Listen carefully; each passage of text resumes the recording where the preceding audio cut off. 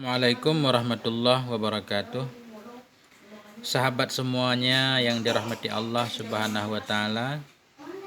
Pada kesempatan ini dan insya Allah pada kesempatan-kesempatan ke depan saya akan coba membacakan kitab Khulasah Nurul Yakin, yaitu Fi Sirati Sayyidil Mursalin, merupakan ringkasan sejarah kehidupan Nabi kita Muhammad SAW, mulai dari beliau lahir, perjuangan beliau sampai beliau dipanggil oleh Allah Subhanahu wa taala. Kitab Khulasah Nurul Yakin Fi Sirati Sayyidil Mursalin. Dia ada 3 jilid, jilid 1, 2 dan 3. Kita mulai dari jilid 1. Kitab ini dikarang oleh Syekh Umar Abdul Jabbar. Kita tidak banyak tahu tentang beliau, sedikit sekali informasi mengenai beliau ini. Kitab Khulasah ini merupakan satu kitab yang dipakai di seluruh pesantren di Indonesia. Bahkan sekolah-sekolah formal juga, sekolah ibtidaiyah, banyak juga sekolah-sekolah Islam khususnya yang menggunakan kitab ini sebagai pedoman. Karena ini kitab ringkas, mudah dipahami, mudah dibaca. Jadi nanti kita coba, atau langsung sebelum kita mulai mukadimah, kita mencari tahu dulu sedikit tentang siapakah beliau ini, Syekh Umar Abdul Jabbar ini, di mana kitab beliau telah dibaca oleh banyak orang. Dari informasi yang saya dapatkan di Wikipedia berbahasa Arab dan ada juga yang berbahasa Indonesia, menyatakan bahwa beliau ini lahir di Mekah Al-Mukarramah pada tahun 1320 Hijriah. Ada juga yang menyatakan versi yang lain lahir pada tahun 1318 Hijriah.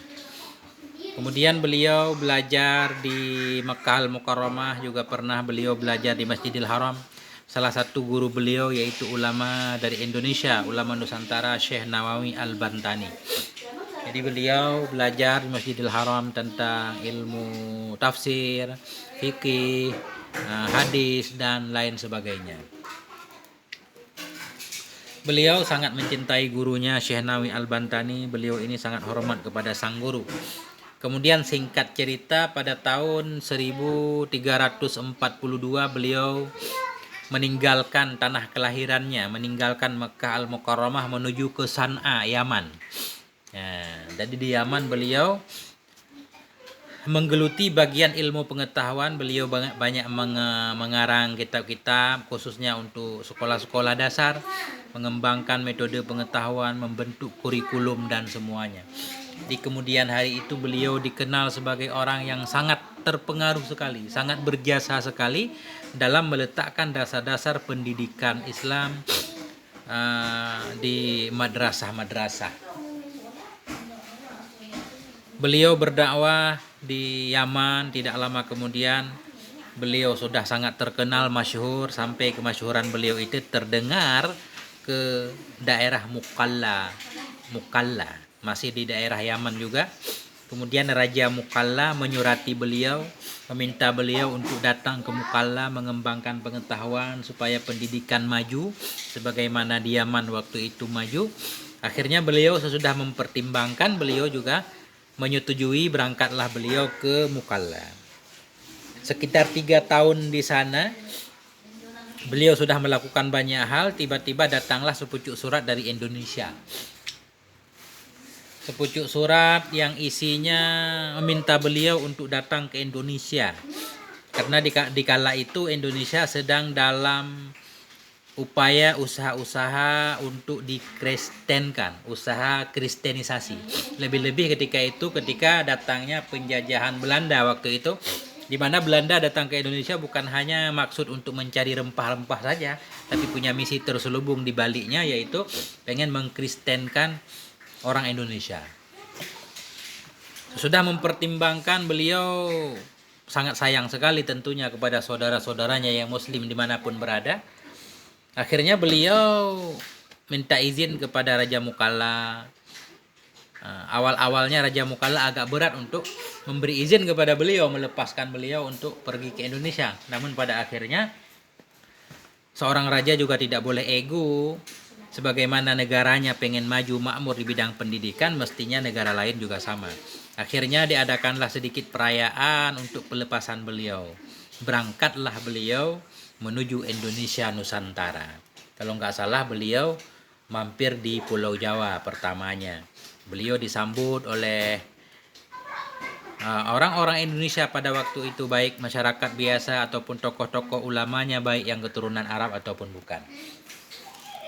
Sesampainya beliau di Indonesia, kemudian beliau sudah mulai berdakwah, membangun sekolah-sekolah di daerah-daerah, menyumbangkan banyak. Semua kitab beliau itu beliau bawa seluruhnya. Itu pada tahun 1346 Hijriah kalau nggak salah. Beliau membawa semua kitab-kitab beliau. Kemudian beliau melihat kekurangan-kekurangan Al-Quran juz amma di sekolah-sekolah pelosok. Kemudian beliau membagikan semuanya. Bahkan beliau sempat meminta bantuan kepada saudara-saudaranya yang di Mesir ketika itu untuk ikut membantu menyumbangkan ribuan eksemplar Al-Quranul Karim dan juz amma. Kemudian beliau bagikan sendiri ke daerah-daerah. Lebih kurang ada 10 tahun beliau di Indonesia ini. Kemudian beliau harus kembali lagi ke negeri asal beliau, yaitu Makkah Mukarramah. Jadi coba nanti saudara cari tahu sendiri lebih lanjut tentang kehidupan beliau. Mungkin ini dulu sebagai perkenalan. Mestinya sebelum kita membaca satu kitab, minimal kita mengetahui penulisnya. Semoga Allah merahmati beliau, karena beliau sangat banyak sekali memberi manfaat kepada kaum muslimin Indonesia, khususnya orang Yaman juga dan Saudi Arabia juga. Bismillahirrahmanirrahim. Kita mulai dari muqaddimah. Muqaddimatun. Bismillahirrahmanirrahim. Alhamdulillahilladzi hada ibadahu biqisasil ghabirin. Segala puji bagi Allah, hada ibadahu, yang telah memberi petunjuk ianya Allah kepada hamba-hambanya, biqisasil ghabirin, dengan kisah-kisah, dengan cerita-cerita orang terdahulu. Wa ja'alaha ibaratan littabi'ina ila yaumiddin, menjadikan ianya Allah akannya kisah-kisah tersebut ibaratan, akan sebagai ibrah dan pelajaran, littabi'in, bagi orang yang mengikuti, littabi'in atau orang yang belakangan, ila yaumiddin, hingga hari kiamat. Wassalatu wassalamu ala sayyidina Muhammadin alladzi kanat hayatuhu mamlu'atan bimakarimil akhlaq wa mahasinis sifat. Dan salat dan salam senantiasa tercurah kepada pemimpin kita, yaitu Nabi kita Muhammad, alladzi kanat hayatuhu, yang adalah kehidupan beliau itu mamlu'atan, dipenuhi, bimakarimil akhlaq, dengan kemuliaan akhlak, wa mahasini sifat, dan kebagusan sifat. Wa ala alihi, dan kepada keluarga beliau, wa sahbihi, dan sahabatnya beliau, alladzina ittakhadhu siratahu nibrasan linashriddin, keluarga dan sahabat alladzina, yang ittakhadhu, yang menjadikan oleh mereka itu, siratahu, akan perjalanannya beliau, nibrasan, sebagai contoh teladan, linashriddin, bagi menyebarkan agama. Hatta wasalu ila jidarisin, hingga sampailah mereka itu para sahabat, ila jidarisin, kepada tembok Cina, syarqan di timur, wa qalbi au rabbah gharaban, dan sampailah ke pusat Eropa di barat. Nah, ini tentang tersebarnya agama Islam. Wa ba'du, dan sesudah puji, salawat dan salam, falamma kanat siratu Rasul sallallahu alaihi wasallam akbara muhazzabin lin nufusil jamiha, maka manakala adalah sirah, manakala adalah kisah hidup Rasulullah sallallahu alaihi wasallam itu akbara muhazzibin, hal terbesar yang bisa mendidik, lin nufusil jamiha, bagi jiwa-jiwa yang kasar, jiwa-jiwa yang keras, wa a'dhama madrasatin, a'dhama kita atah kepada akbara, manakala adalah kisah hidup Rasulullah itu a'dhama madrasatin, menjadi sekolah terbesar, tagrisu fi nufusin nash'i, yang menanamkan ia dalam jiwa-jiwa orang yang baru tumbuh, al-iman al-qawiyah, akan keimanan yang kuat, wa asyi'atahu sahihah,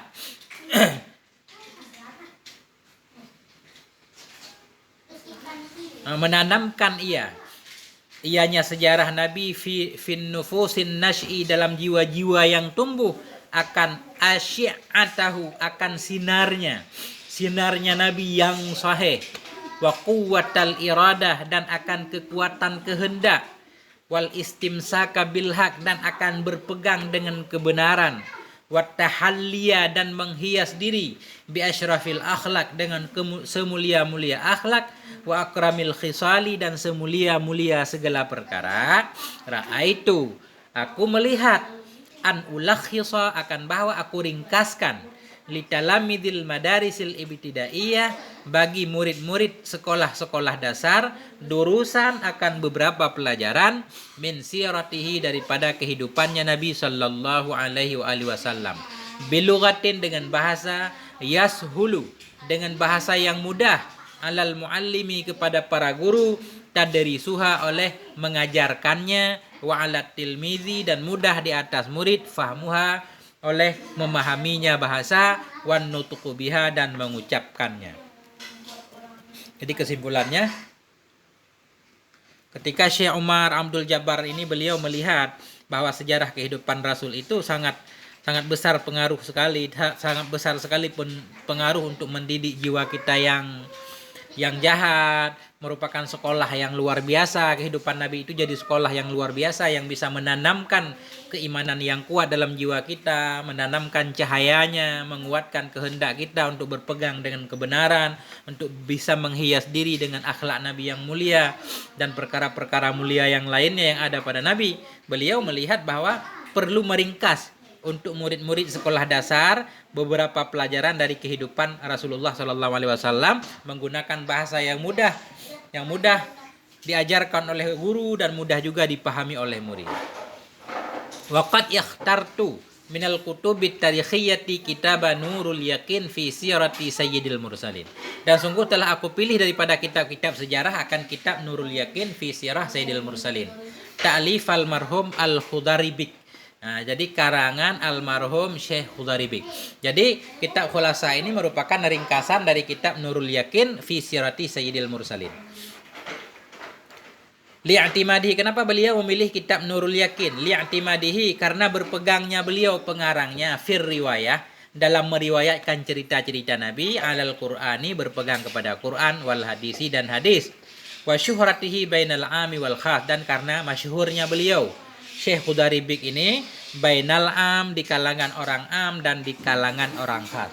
Beliau dikenal di kalangan masyarakat dan di kalangan para ulama. Khas ini para ulama. Wa tanazzuhihi an atifatil hubbi wal bughdi, dan karena bersihnya beliau an atifatai, dari dua perasaan cinta dan benci, allati dha'at ma'ahumal faidatu minasyar. Karena bersihnya beliau dari dua perasaan, dua sifat benci, dua sifat cinta dan benci. Artinya beliau bersih dari dua sifat benci.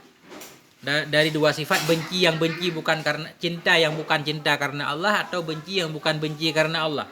Di mana cinta dan benci itu dha'at ma'ahuma, lenyap bersama keduanya oleh faedah minasyar, daripada sejarah-sejarah kehidupan. Artinya begini, kalau yang menulis sejarah itu orang yang tidak objektif, dia cenderung kepada satu pihak, maka dia bisa saja membela setiap keburukan yang dilakukan oleh satu pihak, akan ditakwilkan supaya dipahami dengan cara baik. Begitu juga kebaikan-kebaikan yang dilakukan oleh orang yang tidak disukainya pasti akan dipahami secara tidak benar juga. Itu akibat kita condong kepada satu golongan. Ini beliau ini, Syekh Khudaribik ini, menurut Syekh Umar Abdul Jabbar, beliau bersih dari sebuah sifat itu, sifat cinta dan benci yang bukan karena Allah. Fa inna atifatal hubbi taj'alu kullama laisa bihasanin hasanan. Ini ada.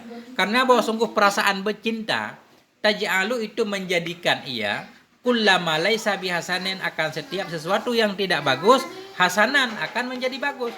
Karena perasaan cinta tadi yang tidak bagus jadi bagus dalam anggapan kita. Wa tajtahidu fi ta'wilil hawadisi biwajhin laisa fihi ghadadah, dan berusaha ia fi ta'wilil hawadis, dalam menakwilkan kejadian-kejadian, biwajihin, dengan jalan laisa fihi, yang tidak ada padanya jalan itu ghadadah, kebencian. Perasaan cinta kepada seseorang yang sebenarnya dia tidak berkelakuan baik. Itu menyebabkan orang itu akan berusaha untuk menakwilkan, untuk menerjemahkan kejadian-kejadian yang dialami dengan jalan yang tidak menunjukkan kebencian terhadapnya. Hatta ma'adda minha ila suquti fa'ilihi, hatta hingga membawaki daripadanya atifah tadi kepada suquti fa'ilihi, kepada terjatuh pelakunya. Hatta ma'adda, hingga tidak membawaki minha darinya, hatta ma'adda, tidak terlaksanalah daripadanya kejadian tadi ila suquti fa'ilihi, kepada kejatuhan pelakunya, wa khaibatihi, dan kepada kesia-siaannya pelaku. Maksudnya begini, ketika kita perasaan cinta ada terhadap seseorang yang seorang itu tidak baik, kita akan berusaha untuk menerjemahkan kejadian-kejadian yang dialami oleh dia dengan cara yang tidak menunjukkan bahwa dia itu bersalah, sehingga dia terlepas dari sukut fa'ili, sehingga pelaku kejahatan itu terlepas dari kejahatannya, dari kerugiannya itu. Wa atifatil kirahati tad'u ila dhiddi dzalik, dan perasaan benci mengajak ia kepada lawan demikian. Sama aja kalau kita benci kepada seorang, orang baik pun jadi salah dalam pandangan kita. Maka seorang penulis sejarah mestinya harus objektif. Fataj'alul hasana qabihan, ini maka menjadikan ianya perasaan benci tadi akan yang bagus, qabihan menjadi jelek. Wa tastambitu minal khairi syaran, dan mengistimbat ia, memahami ia dari kebaikan akan keburukan. Waqad alhaqtu bikulli darsin khulasatahu, dan sungguh telah aku hubungkan dengan setiap pelajaran akan khulasahnya pelajaran, akan kesimpulannya pelajaran atau intinya. Fa as'alullaha ay yaj'alaha maqbulatan wa khalisatan liwajhihil karim, dan aku mohon kepada Allah bahwa menjadikannya Allah akannya ini kitab tadi makbulatan, diterima, wa khalisatan, dan bersih, ikhlas, liwajihi, bagi zatnya Allah yang karim. Innahu ala ma yasha'u qadir, karena bahwasanya Allah atas apa yang dia kehendaki itu maha kuasa, wa bil ijabati jadir, dan dengan menerima segala doa itu memang layak. Tertanda Umar Abdul Jabbar. Ini singkat mukaddimahnya. Kita belum masuk ke pada isinya. Ini sedikit lagi tentang, masih mukaddimah ini. Nah, siratu Sayyidina Muhammad, kisah perjalanan Nabi kita Muhammad sallallahu alaihi wasallam. Kenapa dalam kitab nggak ada selawat kepada al? Ini saya juga nggak tahu. Sallallahu alaihi wasallam, mestinya sallallahu alaihi wasallam. La hajata bina ila tarikhi hayati falasifatil Yunan. Tidak ada hajat kepada kita. Kita tidak butuh kepada sejarah kehidupan para filosof Yunani, wa hukama'iz zaman, dan pada hukama Roman. Nah, Roma maksudnya. Wa ulama Ifrinji, dan tidak perlu juga kepada cerita-cerita pada tokoh-tokoh Ifrinji. Afrika apa ini Ifrinji? Faladaina fi tarikhina hayatun syarifah, maka pada sisi kita dalam sejarah kita itu hayatun syarifah, ada kehidupan yang mulia, mamlu'atun bil jiddi wal amal, yang dipenuhi dengan kesungguhan dan kerja, was-sabri was-sabat, dipenuhi dengan kesabaran dan ketetapan, wal hubbi war rahmah, yang dipenuhi dengan cinta dan kasih sayang, wal hikmati was siyasah, yang dipenuhi dengan hikmah dan siasah, wasyarafil hakiki, dipenuhi dengan kemuliaan yang sebenarnya, wal insaniyatil kamilah, dan rasa kemanusiaan yang sempurna. Wahya, dianya sejarah, itulah hayatu nabiyina, kehidupan Nabi kita Muhammad sallallahu alaihi wasallam, wa hasbuna biha wa kafa, cukuplah kita dengan sejarahnya Nabi, wa kafa, dan cukup ia. Tertanda Mustafa Lutfil Manfaluti. Nah, ini mungkin komentar yang diberikan oleh sahabat beliau, atau mungkin bisa juga oleh percetakan. Nah, ini sebagai mukaddimah. Nanti insya Allah akan saya lanjutkan mulai dari daurul awal, mulai dari kisah pertama, pelajaran awal perjuangan, mulai dari kehidupan Rasulullah, mulai dari lahir beliau sampai khatam jilid 3 insyaallah taala. Mohon doa dari semuanya, semoga Allah memberikan kesehatan dan kesempatan untuk bisa kita lanjutkan belajar terus. Terima kasih, wallahu alam bisawab wa ilaihil marji wal ma'ab. Wassalamualaikum warahmatullahi wabarakatuh.